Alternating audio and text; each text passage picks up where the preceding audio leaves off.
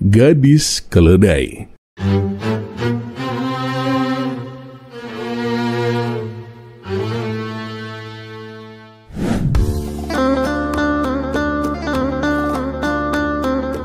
Assalamualaikum warahmatullahi wabarakatuh. Semoga semua kebaikan terlimpah kepada kita semua. Amin ya rabbal alamin. Diceritakan, hakim kota yang biasanya bertugas sedang diutus Baginda Raja pergi keluar kota untuk mewakilinya memenuhi undangan. Saat Tuan Hakim berada di luar kota, datanglah dua perkara kejahatan sekaligus. Kasus pertama adalah seorang pemuda yang membawa lari anak perempuan tetangganya. Sedangkan kasus kedua adalah seorang pencuri yang membawa lari keledai milik majikannya. Masyarakat bingung harus membawa kasus ini kepada siapa, sebab kedua tersangka sudah ditangkap dan siap untuk diadili, sementara hakim yang biasa bertugas sedang tidak ada. Akhirnya para warga pergi ke istana sambil membawa kedua terdakwa untuk disidangkan. Saat itu Baginda Raja sedang duduk santai berbincang dengan Abu Nawas. Melihat banyak warga datang sambil menyeret dua orang yang terikat, Baginda Raja pun terperanjat dan bertanya, "Ada masalah apa ini? Kenapa kalian mengikat kedua orang itu?" "Maaf Paduka yang mulia, mereka berdua ini adalah tersangka kejahatan Paduka. Kami ingin supaya mereka diadili," jawab salah seorang warga. "Tapi kenapa dibawa ke sini? Seharusnya kalian bawa ke pengadilan," ujar Baginda Raja. "Bukankah Tuan Hakim sedang keluar kota, Paduka? Lalu siapa yang akan mengadili mereka? Makanya kami bawa ke sini supaya lekas diputuskan, Paduka," sahut para warga. Baginda Raja pun tersadar dan meminta maaf. "Baiklah, perkara ini saya serahkan kepada Abu Nawas. Kebetulan ia sedang ada di sini, dan saya yakin Abu Nawas bisa membuat keputusan yang adil," tutur Baginda Raja. Maka diadakanlah sidang dadakan di aula istana, disaksikan langsung oleh Baginda Raja. Abu Nawas memanggil terdakwa pertama dan bertanya, "Apa kesalahanmu?" "Saya telah membawa lari anak gadis tetangga saya, Tuan," jawab pemuda itu. "Kenapa kamu melakukannya?" tanya Abu Nawas lagi. "Kami berdua ini saling mencintai, Tuan, tapi orang tuanya tidak merestui," balas si pemuda. Abu Nawas kemudian memanggil orang tua si gadis untuk diajak berdiskusi. Dan setelah selesai, orang tua si gadis akhirnya pun memberikan restu. Abu Nawas kemudian memutuskan bahwa terdakwa pertama dihukum penjara 2 hari. Kasus pertama pun selesai. Kemudian giliran terdakwa kedua dipanggil. "Kejahatan apa yang kamu lakukan?" tanya Abu Nawas. "Saya telah membawa lari keledai majikan saya, Tuan," jawabnya. "Untuk apa kamu melakukan itu?" tanya Abu Nawas kembali.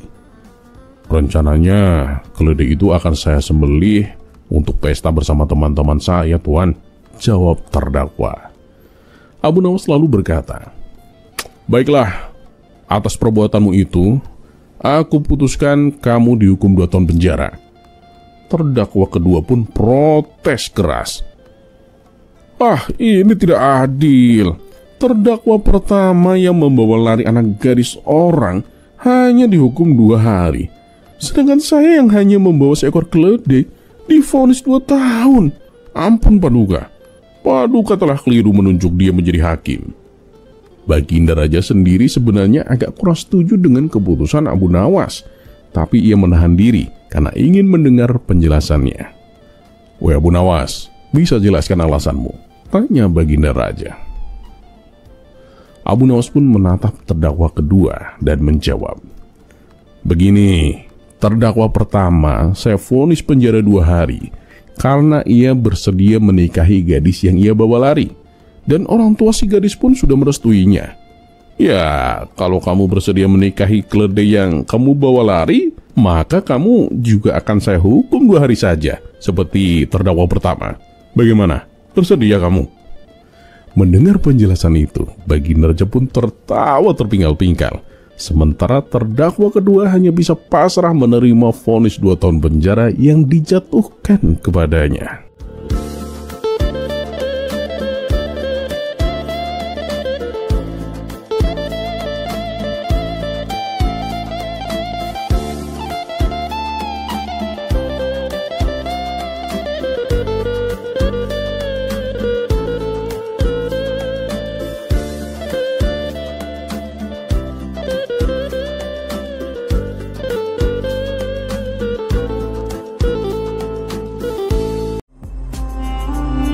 Kisah selanjutnya. Bimbingan surga.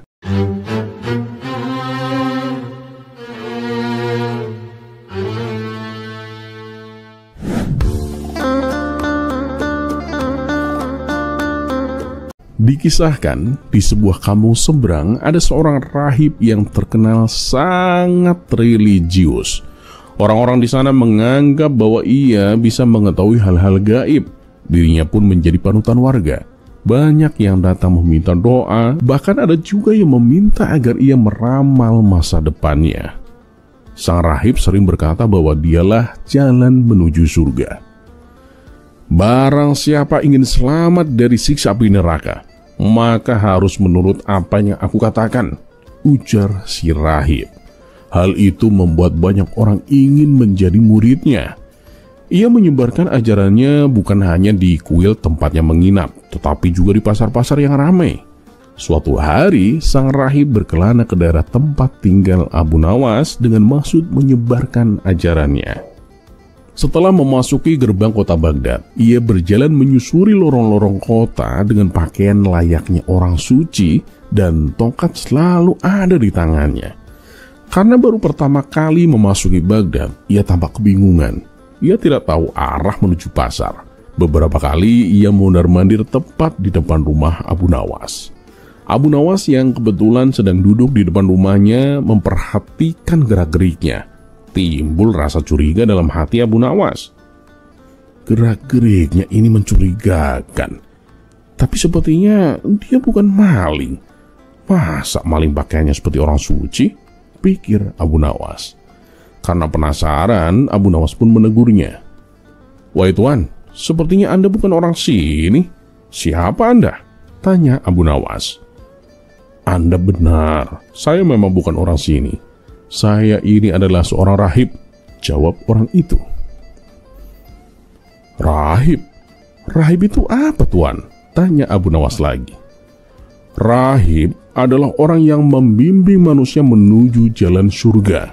Jelasnya. Oh begitu ya. Tapi dari tadi saya perhatikan Anda ini kebingungan. Sudah beberapa kali mondar-mandir di depan rumah saya.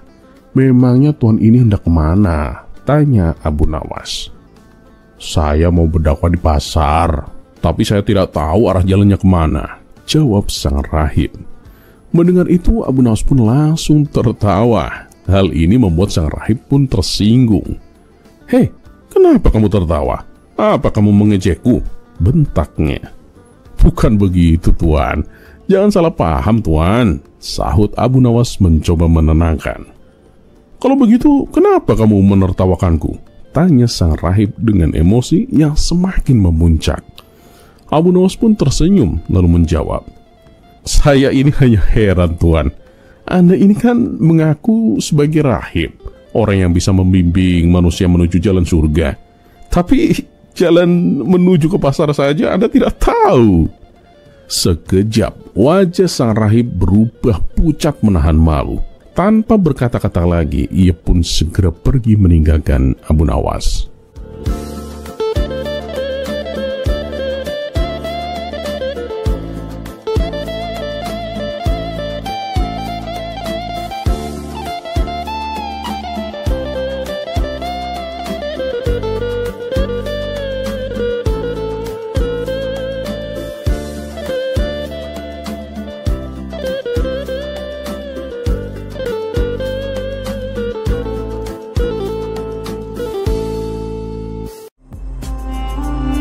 Kisah selanjutnya.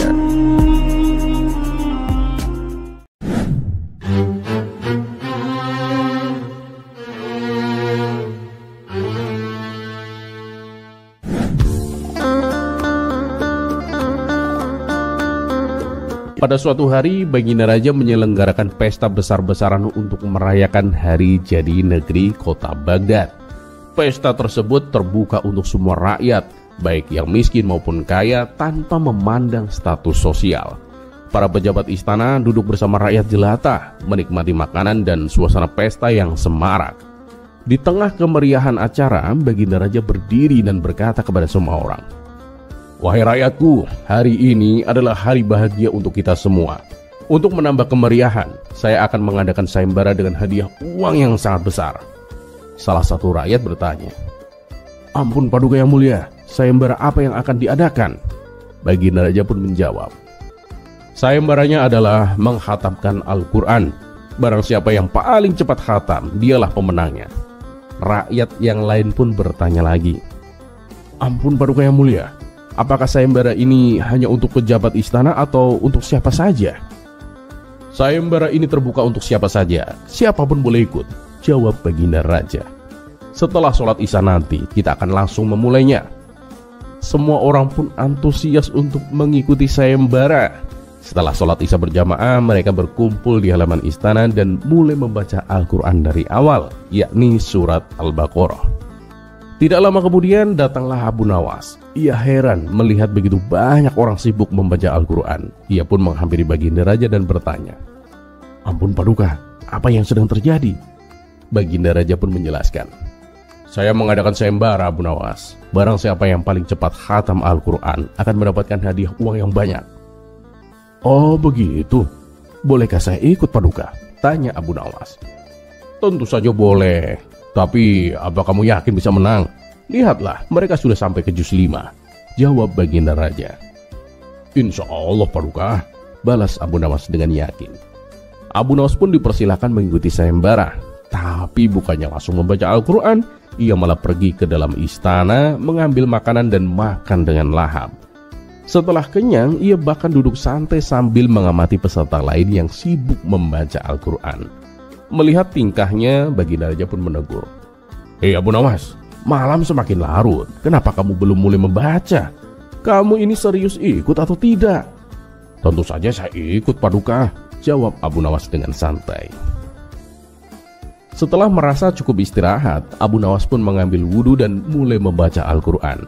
Namun baru beberapa menit membaca, ia tiba-tiba berteriak, "Wahai Paduka yang mulia, Alhamdulillah saya sudah khatam.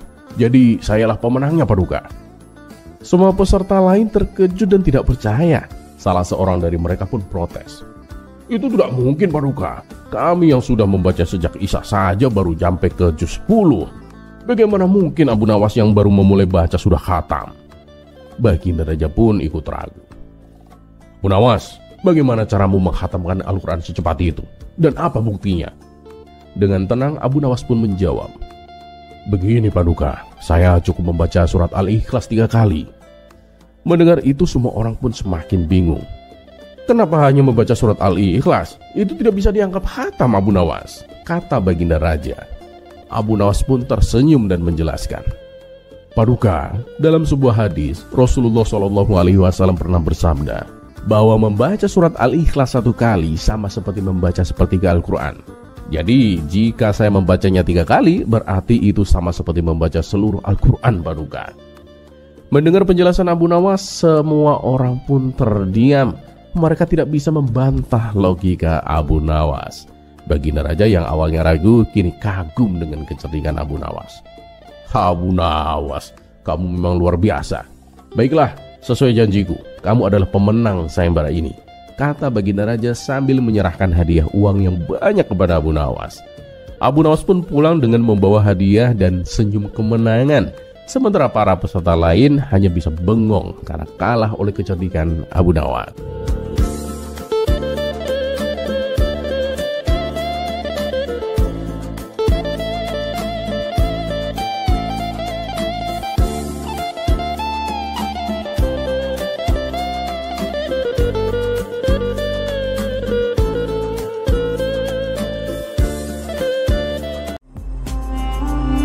Kisah selanjutnya.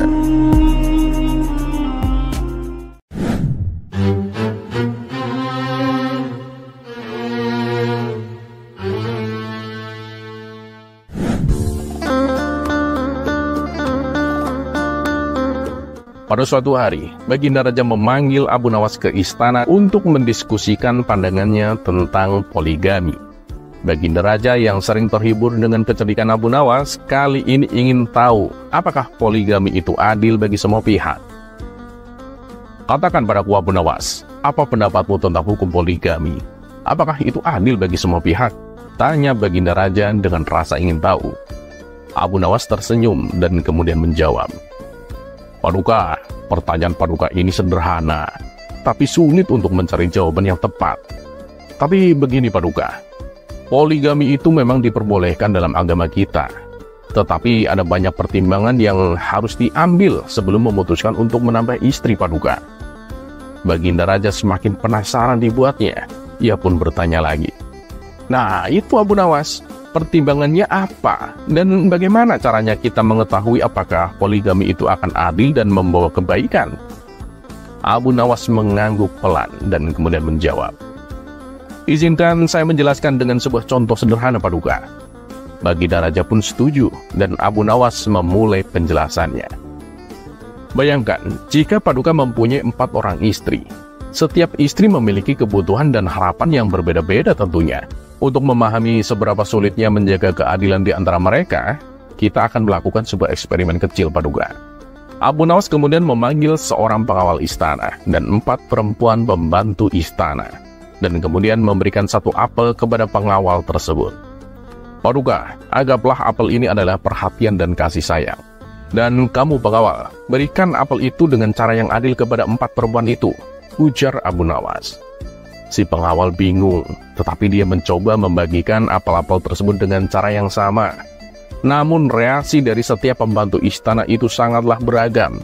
Ada yang merasa cukup, ada yang menginginkan lebih, ada yang merasa diabaikan, dan ada yang tidak puas sama sekali. Dan itu tentu membuat si pengawal lebih bingung lagi. Padahal dia sudah membagi apel itu menjadi 4 sama rata. Baginda Raja tertawa melihat kebingungan pengawalnya itu. Apalagi melihat ekspresi beragam dari 4 perempuan pembantu istananya. Abu Nawas kemudian menjelaskan. Paduka, inilah tantangan sebenarnya dari berpoligami.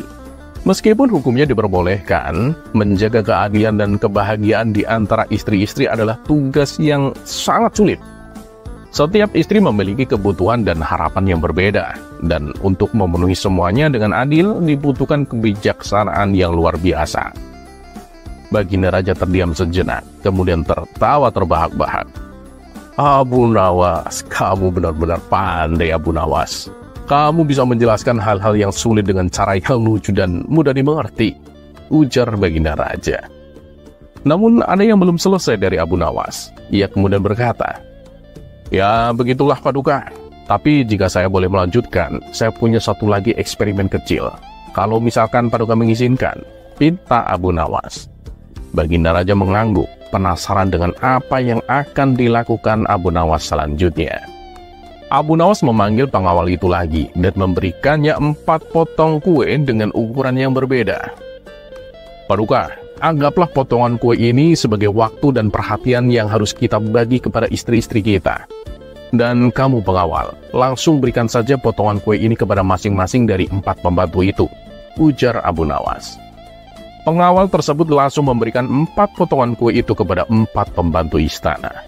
Namun seperti sebelumnya, setiap pembantu itu bereaksi dengan cara yang berbeda. Salah satu terlihat sangat puas dengan potongan yang besar, sementara yang lainnya terlihat sangat tidak puas dengan potongan yang kecil. Bahkan ada yang merasa tidak puas walaupun mendapat potongan yang lebih besar daripada yang lainnya. Baginda Raja pun tertawa lagi melihat situasi ini. Abu Nawas, kamu benar-benar bijak. Kamu telah menunjukkan dengan jelas betapa sulitnya untuk bersikap adil dalam berpoligami, ujar Baginda Raja. Abu Nawas tersenyum dan kemudian berkata, ya seperti itulah Paduka. Hukum poligami memang mengajarkan kita tentang keadilan. Tetapi pelaksanaannya memerlukan kebijaksanaan yang sangat besar Paduka. Setiap istri harus diperlakukan dengan adil, dan itu tidak mudah untuk dilakukan. Jadi sebelum seseorang memutuskan untuk berpoligami, dia harus benar-benar mempertimbangkan apakah dia mampu menjalankan keadilan tersebut. Dan demikianlah Abu Nawas dengan cara cerdasnya tidak hanya menjelaskan tentang poligami, namun juga menghibur Baginda Raja dengan cara yang mengangkat suasana hati.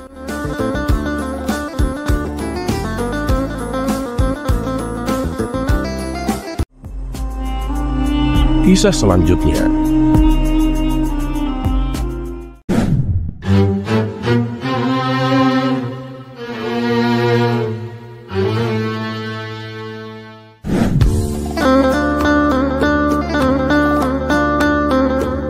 Suatu hari, Abu Nawas mendapatkan tugas baru dari Baginda Raja. Ia diperintahkan untuk menjaga gudang penyimpanan di malam hari. Awalnya Abu Nawas menolak karena pagi harinya ia harus bekerja mencari kayu bakar.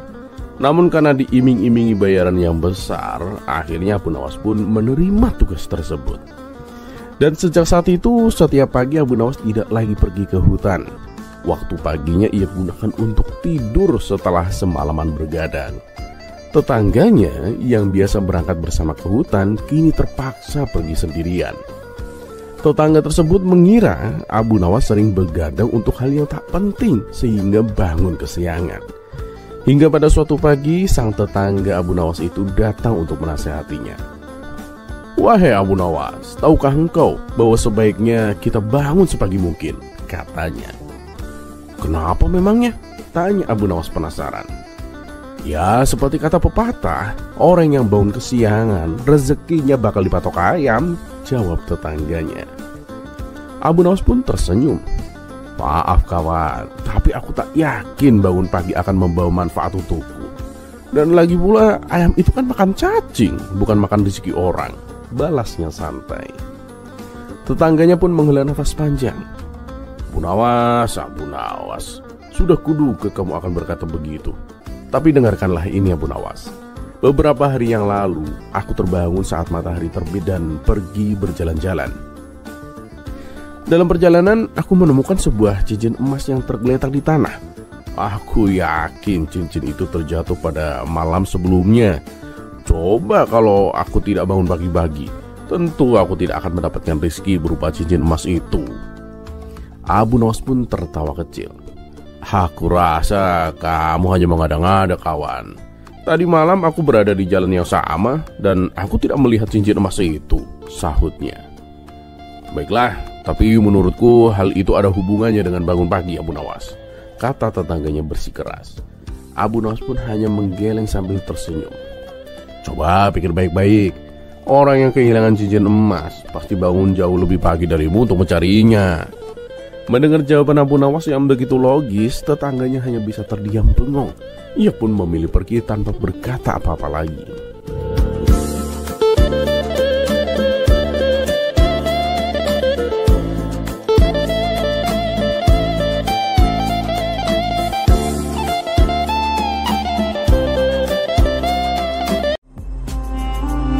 Kisah selanjutnya.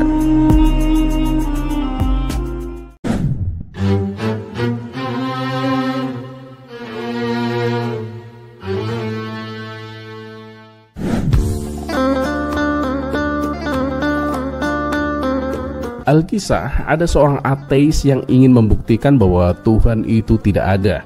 Ia pun menantang orang-orang untuk berdebat dengannya. Dengan kecerdikan dan kecerdasannya, si ateis selalu memenangkan debat sehingga pada akhirnya ia memutuskan untuk menantang Abu Nawas. Maka pergilah ia ke warung di mana Abu Nawas dan kawan-kawannya sering berkumpul. "Siapa di sini yang bernama Abu Nawas?" tanya si ateis dengan nada kesombongan. Abu Nawas yang sedang asik ngobrol seketika menghentikan obrolannya. "Kamu siapa dan apa tujuanmu mencariku?" tanya Abu Nawas balik. "Oh, jadi kamu yang bernama Abu Nawas? Tapi sepertinya kamu terlihat seperti orang bodoh," kata si ateis. Tak terima dengan ejekan tersebut, Abu Nawas pun langsung membalasnya. "Jangan menilai seseorang dari penampilannya kawan. Bisa jadi kamu yang lebih bodoh. Kamu boleh saja memakai jubah kebesaran, tapi otak jangan kekecilan." Mendengar perkataan tersebut, sontak kawan-kawan Abu Nawas pun tertawa terbahak-bahak. "Kamu jangan kurang ajar. Selama aku menantang debat orang-orang, tak ada satupun yang bisa mengalahkanku," kata si ateis dengan emosi.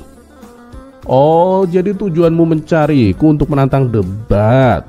Ngomong dong dari tadi, tidak usah pakai mengejek segala," balas Abu Nawas. Kemudian si ateis dipersilakan duduk di hadapan Abu Nawas, sementara kawan-kawan Abu Nawas sudah tak sabar menantikan keduanya untuk berdebat.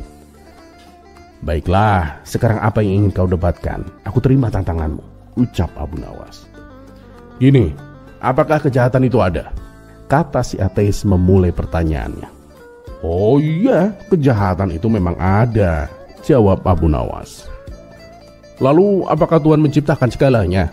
Tanya si ateis. Tentu saja, alam semesta dan seisinya adalah ciptaan Tuhan, jawab Abu Nawas. Nah, bila Tuhan memang menciptakan segalanya, berarti Tuhan juga menciptakan kejahatan. Kalau begitu, Tuhan sendiri juga jahat. Tapi anehnya, kenapa kalian justru menyembah Tuhan yang menciptakan kejahatan? Bisa kau jelaskan? Tanya si ateis. Abu Nawas hanya tersenyum menanggapinya. Ia pun lalu mulai menjelaskan. Begini kawan, sebelum aku menjawab pertanyaanmu, aku ingin tanya sesuatu kepadamu. Apakah rasa dingin itu ada? Pasti ada lah, kamu pasti juga pernah merasakannya kan? Jawab si ateis. Salah kawan, sebenarnya dingin itu tidak ada. Dingin hanyalah ketiadaan rasa panas. Nah, pertanyaan selanjutnya, apakah kegelapan itu ada? Tanya Abu Nawas. Ya, kegelapan memang ada, jawab si ateis. Salah lagi kawan, kegelapan itu tidak ada. Kegelapan hanyalah ketiadaan cahaya, jelas Abu Nawas. Ya sudah, baiklah, itu terserah caramu berpikir. Tapi apa hubungannya dengan pertanyaanku? Kamu sama sekali belum menjawabnya, balas si ateis. Justru aku sedang menjelaskannya kepadamu bahwa sebenarnya kejahatan itu tidak benar-benar ada dengan sendirinya. Kejahatan ada ketika manusia mengabaikan keberadaan Tuhan di dalam hatinya. Kejahatan itu ibarat dingin tanpa panas, ibarat kegelapan tanpa adanya cahaya terang, jelas Abu Nawas. Setelah mendengar penjelasan tersebut, si ateis pun tak mampu membantah ataupun menyangkalnya. Ia pun memilih untuk pergi meninggalkan Abu Nawas dan kawan-kawannya.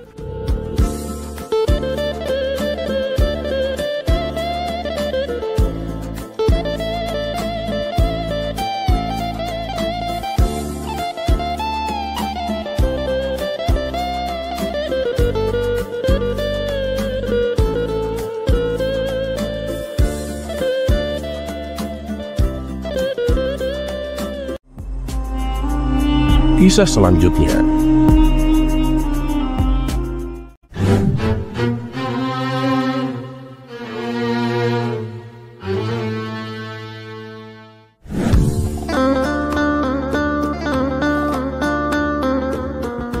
Persoalan yang dihadapi Abu Nawas seakan tiada habisnya.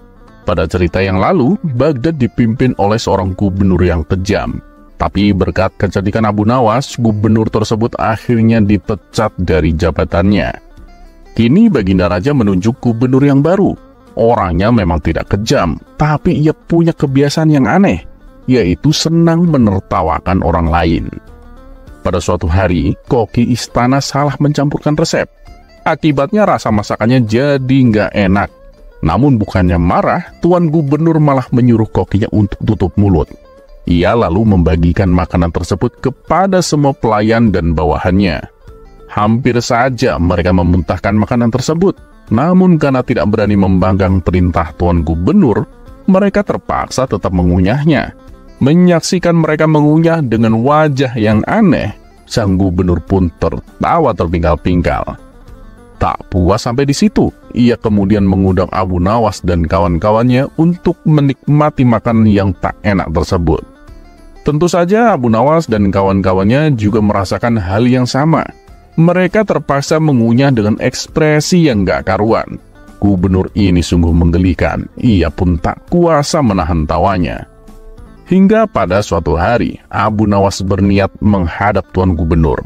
Kedatangannya kali ini untuk mengundangnya meresmikan sebuah masjid yang baru saja dibangun.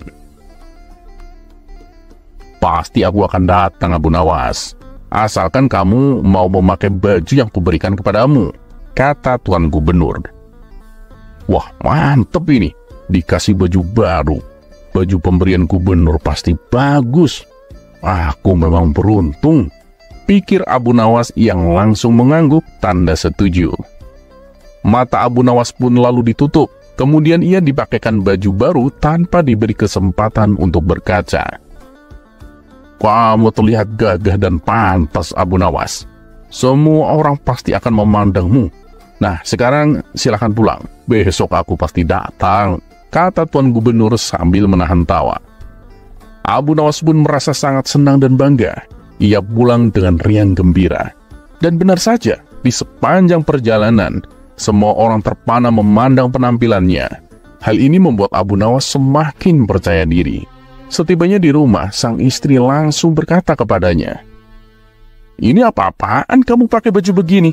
Malu-maluin aja. Cepat copot bajumu dan basuh mukamu dengan air." Mendapati reaksi berbeda dari istrinya, Abu Nawas pun merasa penasaran. Ia pun segera berkaca dan tampaklah kedua pipi Abu Nawas berwarna hitam. Dan ketika bajunya dilepas, di belakangnya terdapat tulisan, "Aku orang bodoh." Kurang ngajar, dasar gubernur somplak. Niatku baik malah dikerjain.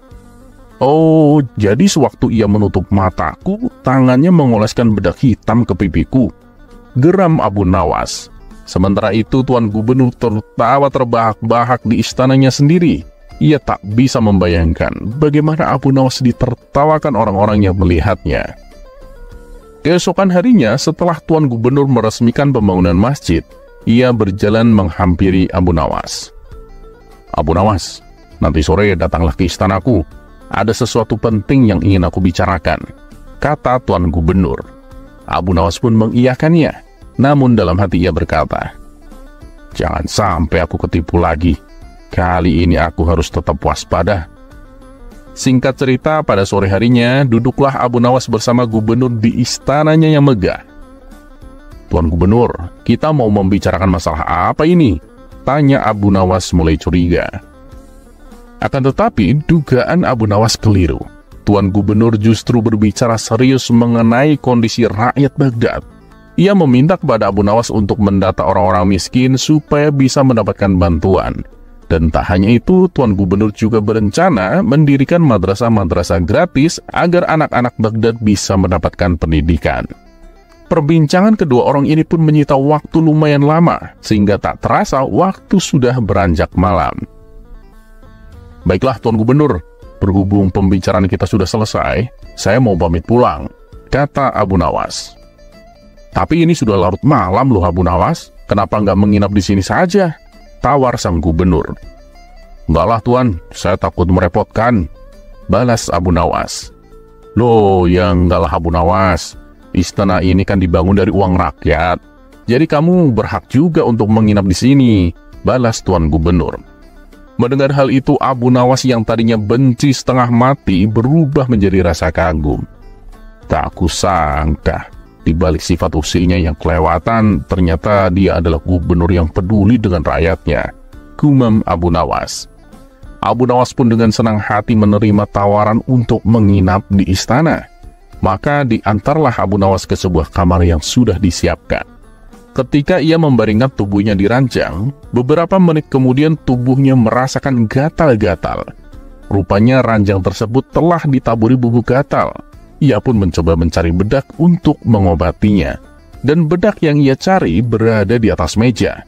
Segera saja Abu Nawas menaburkan ke seluruh tubuh. Namun bedak tersebut juga merupakan jebakan, karena ternyata bedak yang ia pakai sudah dicampuri bubuk bersin. Sehingga dalam waktu semalaman, Abu Nawas bersin terus-menerus. Emang bener kurang ajar si gubernur itu. Tunggu aja nanti pembalasanku, kata Abu Nawas geram. Seminggu kemudian terdengar kabar Tuan Gubernur akan mengadakan pesta syukuran atas tahun kelahirannya. Semua warga diundang, baik pejabat maupun rakyat biasa, tak terkecuali Abu Nawas. Disinilah Abu Nawas mulai melancarkan aksi balas dendamnya. Sehari sebelum pesta dilaksanakan, Abu Nawas berpura-pura ingin membantu segala macam persiapan pesta. Tentu saja niat Abu Nawas ini disambut baik oleh Tuan Gubernur. Hari yang dinanti-nanti pun telah tiba. Ketika acara pesta berlangsung, Tuan Gubernur tampil dengan jubah kebesarannya yang membuat hadirin berdecak kagum. Namun kekaguman mereka seketika berubah menjadi tertawaan. Tuan Gubernur tak menyadari hal ini. Ia mengira bahwa mereka tertawa karena gembira. "Ayo, nikmati semua hidangan ini," kata Tuan Gubernur mempersilahkan. Namun tak berapa lama, Tuan Gubernur memuntahkan kembali makanannya, sementara orang-orang tetap asik memakannya dengan lahap. Kenapa makananku rasanya gak enak dan menjijikan? Padahal hidangannya sama dengan mereka, pikir Tuan Gubernur. Kemudian ia pun memilih untuk tidak ikut makan. Ia berjalan menuju kursi singgasananya. Tetapi ketika ia mulai duduk di atas singgasana, tiba-tiba pantatnya merasakan gatal-gatal yang teramat sangat. Hal ini membuatnya bertingkah seperti orang aneh. Ia menggaruk-garuk pantatnya sampai dengan posisi menunggangi para tamu undangan yang hadir. Spontan, tamu-tamu undangan pun tertawa dibuatnya. Setelah rasa gatalnya agak reda, ia mengambil sapu tangan untuk mengelap keringat di wajahnya. Kejadian tidak mengenakan kembali dialami. Tanpa sebab apa, ia bersin terus-menerus hingga acara pesta selesai. Ketika pesta telah berakhir, para tamu undangan pun satu persatu menyalaminya. "Terima kasih atas jamuannya, wahai gubernur tolol," kata tamu pertama. Begitu pula dengan tamu kedua dan seterusnya, mereka semua mengatakan hal yang sama. "Kurang ajar kalian, berani-beraninya menyebutku seperti itu," bentak Tuan Gubernur. "Tapi bukankah Tuan yang meminta kami memanggil seperti itu? Coba Tuan baca tulisan di punggung jubah Tuan," balas mereka. Akhirnya Tuan Gubernur mulai menyadari bahwa ada seseorang yang telah mengerjainya. "Ulah siapa ini? Ayo, ngaku!" teriaknya penuh amarah. Suasana yang tadinya meriah mendadak menjadi hening, dan semua para tamu undangan pun terdiam. "Saya Tuan Gubernur," jawab Abu Nawas. Orang-orang pun menatap ke arah Abu Nawas. "Apa maksud dari perbuatanmu ini? Kamu telah mempermalukanku di hadapan orang-orang," bentak Tuan Gubernur. "Ya, itu akibat dari ulah Anda sendirilah, Tuan. Di hari istimewa ini, saya membuat Anda merasakan lelucon yang Anda buat untuk orang lain. Semua lelucon ini berasal dari Anda. Nah, jika Anda tidak senang dengan lelucon seperti ini, ya berhentilah mengusili orang lain. Orang lain pun tak senang dan malu bila diperlakukan demikian," jelas Abu Nawas. Mendengar itu, Tuan Gubernur hanya terdiam. Ia baru sadar kalau ia keterlaluan, dan ia berjanji akan menjadi gubernur yang lebih baik.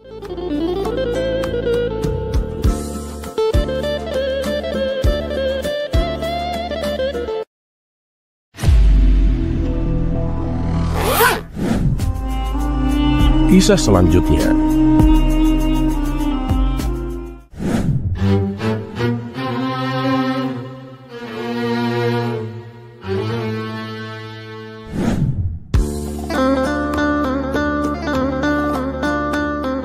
Ada-ada saja memang akal cerdik Abu Nawas untuk lolos dari hukuman. Baginda Raja yang awalnya murka dengan kesalahan Abu Nawas, malah akhirnya dibuat tertawa terpingkal-pingkal. Walhasil emosi Baginda Raja mereda dan tak jadi menghukumnya. Seperti yang terjadi pada kisah Abu Nawas kali ini, ia dikejar bayangan hitam. Suatu kali, Baginda Raja mengumpulkan para menteri guna membahas suatu masalah yang penting. Abu Nawas yang dianggap sering memberikan solusi juga turut diundang dalam perkumpulan tersebut. Setelah selesai membahas berbagai permasalahan, Baginda Raja kemudian berkata, "Besok, sesuai keputusan rapat, kalian semua harus datang tepat waktu. Kalau di antara kalian ada yang terlambat, aku tak segan-segan menghukumnya," ancam Baginda Raja. Kemudian mereka pun membubarkan diri dan meminta izin untuk pamit pulang. Pada keesokan paginya, seperti biasa, Abu Nawas pergi ke pasar menjual kayu dagangannya. Setelah semua kayu yang dibawanya laku terjual, ia mampir ke warung untuk beristirahat sambil menikmati secangkir kopi hangat. Ternyata di situ sudah banyak kawan-kawan Abu Nawas berkumpul. Ia pun ikut nimbrung bersama mereka. Saking asiknya ngobrol, Abu Nawas sampai lupa kalau hari itu ia ada janji dengan Baginda Raja. Dan ketika hari menjelang siang, datanglah sang istri menghampiri Abu Nawas. "Suamiku, tadi ada utusan istana mencarimu," kata sang istri memberitahu. Spontan, Abu Nawas teringat akan janjinya. "Astagfirullah, kok aku sampai lupa ya? Hari ini kan ada janji dengan Baginda Raja," ucap Abu Nawas. Seketika ia langsung meninggalkan kawan-kawannya dan segera pergi menuju istana. Di sepanjang perjalanan, ia terus membatin bahwa dirinya pasti akan kena hukuman karena datang terlambat. Dan benar saja, sesampainya di istana, Baginda Raja dan para menteri sudah berkumpul. Tapi namanya saja Abu Nawas, ia tak pernah kehabisan akal cerdiknya agar lolos dari hukuman. Dengan berpura-pura dengan wajah ketakutan, ia berlari memasuki ruangan rapat. "Abu Nawas, kenapa kamu terlambat?" tegur Baginda Raja. "Ampun Paduka yang mulia, saya mengaku salah Paduka," jawab Abu Nawas. "Seperti yang kemarin aku sudah katakan, siapa saja yang terlambat akan menerima hukuman," tegas Baginda Raja. "Tapi Paduka yang mulia, keterlambatan saya ini bukan tanpa sebab Paduka," ucap Abu Nawas membela diri dengan pura-pura wajah ketakutan. "Terus apa yang menyebabkanmu terlambat? Dan kenapa kau begitu sangat ketakutan?" tanya Baginda Raja. "Jadi begini Paduka, sewaktu dalam perjalanan ke istana, saya terus dibuntuti oleh bayangan hitam Paduka. Saya sudah mencoba menghindar, tapi bayangan hitam itu selalu mengikuti saya. Itulah yang menyebabkan saya ketakutan hingga saya terlambat datang ke istana Paduka," ujar Abu Nawas beralasan. Mendengar hal itu, Baginda Raja dan para menterinya terkejut. "Siapa bayangan hitam itu, Abu Nawas?" tanya salah satu menteri penasaran. "Saya sendiri juga nggak tahu, Tuan Menteri," jawab Abu Nawas. "Siang bolong begini, di tengah teriknya sinar matahari, nggak mungkin ada setan. Kamu jangan mengada-ngada, Abu Nawas," ucap Baginda Raja. "Kalau Paduka nggak percaya, saya bisa membuktikannya Paduka," balas Abu Nawas. Karena penasaran, Baginda Raja dan para menteri meminta Abu Nawas untuk menunjukkan bayangan hitam yang dimaksud. Abu Nawas lalu mengajak mereka keluar. Kemudian Abu Nawas berjalan di bawah teriknya sinar matahari. "Lihatlah bayangan hitam ini Paduka. Dia selalu saja mengikuti saya, kemanapun saya menghindar," teriak Abu Nawas sambil terus berlari ke sana kemari mencoba menghindari bayangan hitam. Melihat tingkah konyol Abu Nawas ini, Baginda Raja dan para menteri istana spontan tertawa terpingkal-pingkal. Berkat kedatangan Abu Nawas yang terlambat justru meregangkan ketegangan otak akibat memikirkan persoalan yang dihadapi. Oleh karenanya, Baginda Raja tak jadi menghukum Abu Nawas dan mempersilahkannya untuk ikut rapat bersama mereka.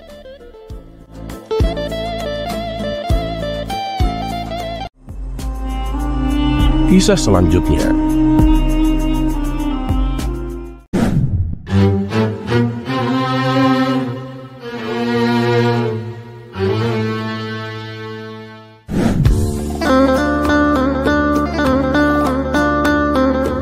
Pada suatu siang yang terik, pasar kota dipenuhi orang-orang yang berbelanja kebutuhan harian. Di tengah keramaian itu terdengar suara Abu Jahil yang berdebat dengan seorang pedagang daging. "Wah, daging ini kelihatan gemuk dan segar. Tapi kenapa babi diharamkan? Padahal dagingnya kelihatan lezat begini," seru Abu Jahil dengan nada kesal. Pedagang itu pun hanya mengangkat bau. "Tanya saja ke Abu Nawas kalau kamu penasaran. Dia itu lebih pandai bicara soal hal-hal seperti ini." Dan kebetulan Abu Nawas sedang lewat membawa sekeranjang buah. Mendengar namanya disebut, ia pun mendekat dengan senyum khasnya. "Wahai Abu Jahil, kenapa kamu ribut seperti kambing yang kehilangan rumput?" Abu Jahil pun menghela nafas panjang. "Aku tuh bingung Abu Nawas, kenapa babi diharamkan dalam Islam? Padahal lihat aja tuh dagingnya, gemuk dan menggoda. Apa salahnya sih kalau dimakan?" Abu Nawas pun tersenyum bijak. Pertanyaan yang bagus Abu Jahil. Tapi kalau aku hanya menjelaskan dengan kata-kata, kamu pasti tidak puas. Bagaimana kalau kita lihat sendiri jawabannya? Tanpa menunggu jawaban, Abu Nawas pun mengajak Abu Jahil berjalan di pinggiran kota. Di sana mereka tiba di sebuah peternakan babi yang penuh dengan kandang dan genangan lumpur. Babi-babi itu tampak puas berguling-guling tanpa peduli dengan bau busuk di sekitar mereka. Abu Nawas pun menunjuk seekor babi yang tengah menyantap sesuatu. "Kamu lihat itu, Abu Jahil?" "Tentu saja. Tapi apa itu yang dimakan? Tanya Abu Jahil penasaran. Abu Nawas pun mendekat dan berkata dengan nada yang serius, itu kotorannya sendiri. Abu Jahil pun terperangah. Astagfirullah, tapi bukankah kalau dimasak nyampe matang penyakitnya bisa hilang Abu Nawas? Abu Nawas pun mengangguk pelan. Ya benar, tapi larangan Allah itu bukan hanya soal kesehatan Abu Jahil. Ada hikmah yang lebih dalam. Coba bayangkan, jika kita terbiasa makan sesuatu yang menjijikan dan mengabaikan larangan Allah, hati kita lama-lama akan terbiasa membantah perintahnya. Abu Jahil pun terdiam merenungi ucapan Abu Nawas. Jadi ini bukan cuma soal daging ya? Nah, tepat sekali, jawab Abu Nawas. Ini soal ketaatan Abu Jahil. Allah itu tahu yang terbaik untuk kita, bahkan jika kita tidak selalu memahami alasannya. Sama seperti seorang ayah yang melarang anaknya bermain api, bukan karena ingin membatasi kebebasan, tapi karena ingin melindunginya. Mereka pun kembali berjalan ke kota sambil berbincang. Abu Jahil pun terlihat lebih tenang. Namun setibanya di pasar, Abu Jahil kembali bertanya, tapi Abu Nawas, kenapa Allah tidak melarang semua hewan yang kotor? Ada ayam yang suka berkubang di lumpur juga kan? Abu Nawas pun tertawa kecil. Kamu memang selalu kritis Abu Jahil. Tapi ketahuilah, setiap larangan Allah pasti berdasarkan ilmu yang sempurna. Babi bukan hanya masalah kebersihan, tapi juga cara hidup dan sifatnya yang bertentangan dengan fitrah manusia. Ayam memang suka berlumpur, tapi ia tidak makan kotorannya sendiri. Dan lagi pula, Allah menciptakan ayam itu untuk manfaat manusia. Sementara babi lebih banyak mendatangkan keburukan daripada kebaikan. Abu Jahil pun hanya terdiam lama. Aku mengerti sekarang. Larangan Allah itu bukan untuk menyusahkan kita, tapi justru untuk menjaga kesehatan tubuh dan hati kita. Abu Nawas pun tersenyum puas. Itulah hikmah dari perintah Allah Abu Jahil. Taat kepadanya tidak pernah membawa kerugian, melainkan keberkahan yang tak terduga. Dan sejak hari itu Abu Jahil pun tak lagi mempertanyakan larangan Allah. Ia sadar bahwa di balik setiap aturan selalu ada hikmah yang luar biasa, meskipun akal manusia belum selalu memahaminya.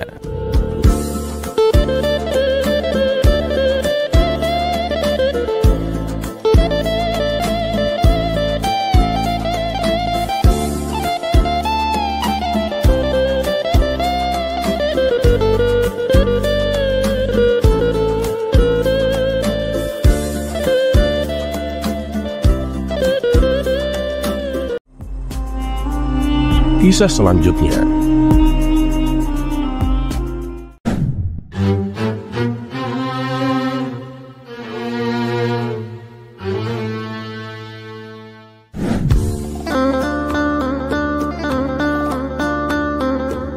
Di Baghdad, hiduplah seorang saudagar yang terkenal sangat pelit.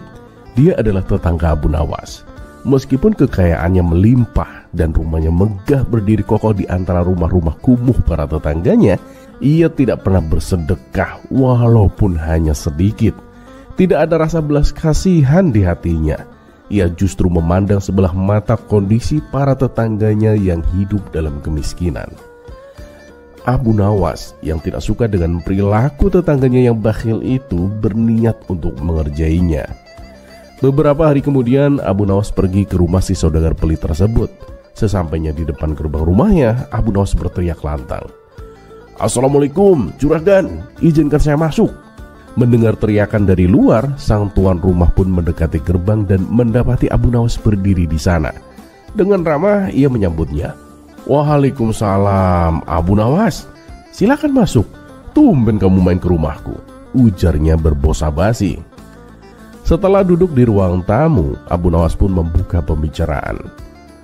"Saya ada sesuatu yang penting ingin saya bicarakan, Tuan." "Apa itu, Abu Nawas?" tanya si tuan rumah penasaran. Abu Nawas pun memasang wajah yang memelas. "Begini, Tuan, saya ingin membuat pengakuan. Saya telah mencuri ayam dan ingin bertobat, Tuan. Maafkanlah dosa saya, Tuan." Tuan rumah pun menggeleng. "Loh, Abu Nawas, saya tidak bisa mengampuni dosamu. Hanya Tuhan yang bisa melakukannya." "Lalu apa yang harus aku lakukan dengan ayam curian ini, Tuan?" tanya Abu Nawas lagi. "Ya, kembalikan saja ayam itu kepada pemiliknya. jawab tetangganya. Abu Nawas pun tampak bingung. Oh, begitu ya. Tapi maukah Tuan mengambil ayam ini? Oh, tentu tidak, Abu Nawas. Saya kan sudah bilang, kembalikan saja kepada pemiliknya. Balas tetangganya mulai kesal.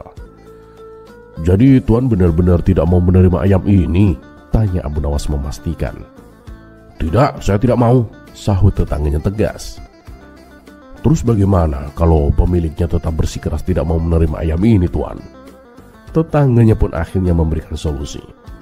Begini saja, kalau si pemilik ayam itu tidak mau menerima, ya bawa pulang saja ayam itu dan rawatlah baik-baik. Oh, baiklah Tuan. Terima kasih atas sarannya, Tuan, ujar Abu Nawas sambil tersenyum lebar. Dia pun pulang ke rumah dan membawa ayam tersebut. Sementara itu tetangganya pun masuk ke dalam rumah. Betapa terkejutnya dia ketika menyadari bahwa salah satu ayamnya hilang. Kurang ajar, jangan-jangan ayam yang dicuri Abu Nawas itu ayamku, geramnya dalam hati. Dan keesokan harinya sang tetangga pun mendatangi rumah Abu Nawas dengan wajah yang penuh emosi. Hei Abu Nawas, ayam yang kau curi itu ternyata milikku, cepat kembalikan. Dengan santai Abu Nawas pun menjawab. Tidak bisa Tuan, bukankah Tuan sendiri yang sudah menolak ayam itu berkali-kali? Malah Tuan menyuruhku untuk membawa pulang dan merawatnya. Dan lagian ayamnya juga sudah kupotong dan kujadikan hidangan ayam goreng. Tuan rumah itu pun semakin marah. Awas kamu Abu Nawas, akan kubalas perbuatanmu nanti. Abu Nawas pun hanya tertawa kecil. Silakan Tuan, tapi kalau Tuan lapar, mampir saja. Masih ada kok sisa ayam goreng di dapur.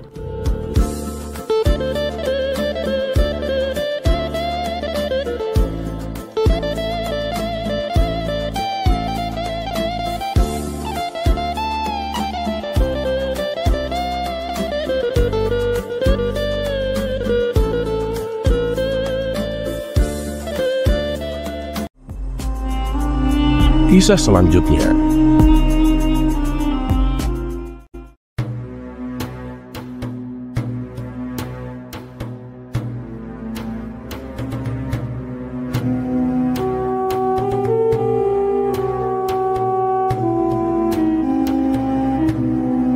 Abu Nawas. Kita semua sudah sering dengar kehebatan Abu Nawas. Akal cerdiknya mampu mengatasi segala permasalahan yang menghampirinya. Semua masalah tak ada yang mangkrak di pikiran Abu Nawas. Selalu beres dengan solusi yang memuaskan untuk semua pihak. Namun tak jarang banyak orang yang mengkritisi bahwa Abu Nawas nggak sehebat itu. Abu Nawas nggak seulama itu. Abu Nawas itu seorang pemabuk. Abu Nawas suka main perempuan. Abu Nawas suka berbuat maksiat. Abu Nawas homo, pedofil, dan lain-lain. Apakah benar semua tuduhan itu? Dan apakah benar Abu Nawas orang yang seperti itu? Kita akan bahas di kisah kali ini.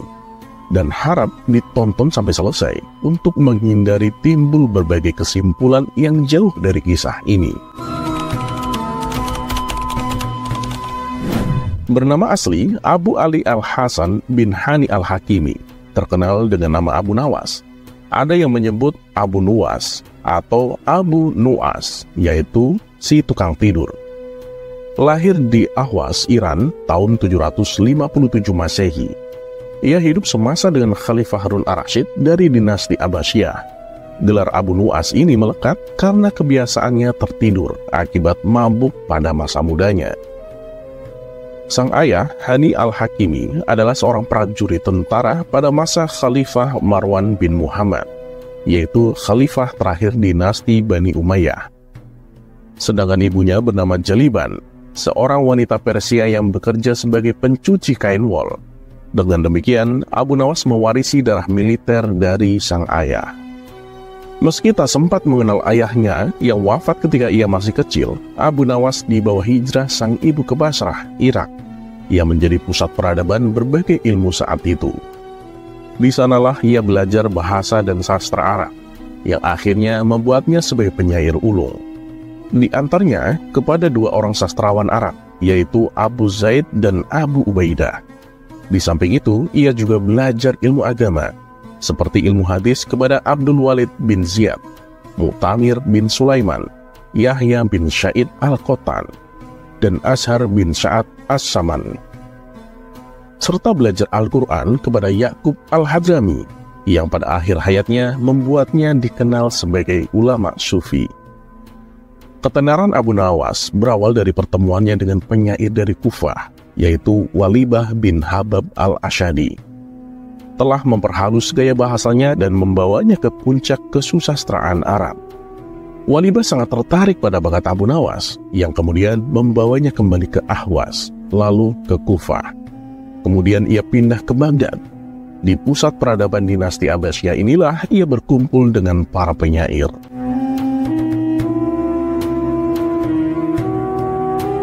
Berkat kehebatannya menulis syair, Abu Nawas dapat berkenalan dengan para bangsawan, khususnya dengan Khalifah Harun Ar-Rasyid, yang akhirnya menjadikan Abu Nawas sebagai penyair istana. Di puncak ketenarannya inilah Abu Nawas banyak mendapatkan fitnah. Di antaranya ia dikatakan suka mabuk-mabukan, suka musik dan berdansa, berfoya-foya, main perempuan, dan penyuka anak laki-laki yang ganteng, zindik atau melecehkan ajaran Islam, dan berbagai kemaksiatan lainnya. Di antara puisi yang membuatnya dianggap zindik adalah puisi yang terkesan menghina orang yang sholat dan memuliakan orang yang mabuk. Berikut isi puisinya. Biarkan masjid diramaikan oleh orang-orang yang rajin beribadah. Kita di sini saja bersama para peminum khamr dan saling menuangkan. Tuhanmu tidak pernah berkata, celakalah para pemabuk. Tapi dia pernah berkata, celakalah orang-orang yang sholat. Dalam penilaian Ibnu Katsir, Abu Nawas memang pada mulanya suka mabuk-mabukan, suka musik dan berdansa, serta berfoya-foya. Namun beliau membantah kalau Abu Nawas adalah seorang homo, pedofil, dan ahli zina. Karena itulah, di kalangan ahli fikih, Abu Nawas dicap sebagai ahli maksiat. Mungkin Abu Nawas sendiri menyadari bahwa dirinya tidak layak menyandang jabatan keagamaan dalam pemerintahan, sehingga ia menolak berbagai jabatan yang ditawarkan Harun Ar-Rasyid kepadanya. Maka terkenalah cerita Abu Nawas pura-pura mati dan pura-pura gila agar ia tidak diangkat menjadi pejabat. Soal mabuk, ia memang diakui sebagai drunken master yang semakin sakti saat menulis dan membacakan syair jika ditemani anggur. Puisi-puisinya dianggap zindik, dan dia dengan piawai menulis puisi tentang khamr dan wanita dengan ungkapan yang berbau syek erotika. Dengan membaca puisinya, seseorang seolah sedang berada di sebuah bar gurun Sahara yang dipenuhi anggur, pesta, dan dansa, ditemani oleh penari-penari erotis wanita. Dan masih soal mabuk, Abu Nawas sudah sering mendapatkan hukuman cambuk dari sang khalifah. Namun beliau tetap menyukai Abu Nawas karena kecerdasan dan kejenakaannya. Barangkali sosok Abu Nawas bagi khalifah seumpama tokoh Nuaiman, seorang sahabat yang dicintai Nabi Shallallahu Alaihi Wasallam karena kecocokannya, meskipun ia juga seorang pencinta khamr. Namun sebagai manusia biasa, akhirnya Khalifah Harun Ar-Rasyid tersinggung dan marah juga. Pasalnya, suatu ketika Abu Nawas membaca puisi yang dianggap menghina khalifah, sehingga beliau menjebloskannya ke dalam penjara. Selama dan setelah keluar dari penjara itulah, syair-syairnya berubah menjadi religius. Menjelang akhir hayat, ia mengoreksi dan membuang puisi-puisi masa lalunya, lalu menggantinya dengan puisi-puisi yang semuanya bertemakan kehidupan zuhud dan pertaubatan. Di dalam syairnya tersebut, ia mengungkapkan rasa penyesalan, bertobat atas kesalahan dan dosa yang telah diperbuat, kemudian dibarengi dengan keinginan untuk menjalani kehidupan yang damai di bawah luasnya rahmat dan ampunan Tuhan. Seorang sahabatnya, Abu Hifan bin Yusuf bin Dayah, memberi kesaksian, akhir hayat Abu Nawas sangat diwarnai dengan kegiatan ibadah. Beberapa sajaknya menguatkan hal itu. Salah satu bait puisinya yang sekarang menjadi wirid tetap pada banyak masjid setelah sholat Jumat, merupakan ungkapan rasa sesal yang amat dalam akan masa lalunya. Berikut isinya. Tuhanku, aku bukanlah orang yang pantas menempati surgamu. Namun, aku tidak kuat menahan siksa nerakamu. Berilah aku bertobat, dan ampunilah dosa-dosaku. Siapa lagi yang bisa mengampuni dosa selain Engkau?